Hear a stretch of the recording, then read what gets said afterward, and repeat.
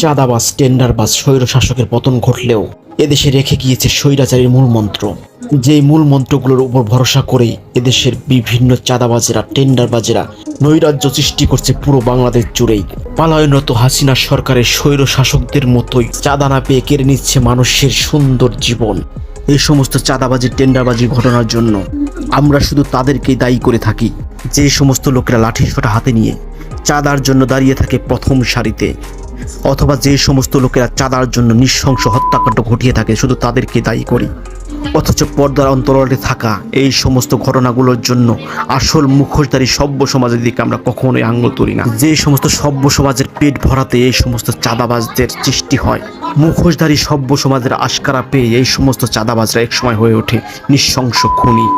এদেশ থেকে চাঁদাবাজি, টেন্ডারবাজি দূর করতে হলে প্রথমে দূর করতে হবে পর্দার অন্তরালে থাকা এই সমস্ত সভ্য মুখোশধারী ব্যক্তিদের। যে সমস্ত মুখোশধারী ভদ্রলোকগুলো এই সমস্ত চাঁদাবাজ, টেন্ডারবাজদের তৈরি করে থাকে।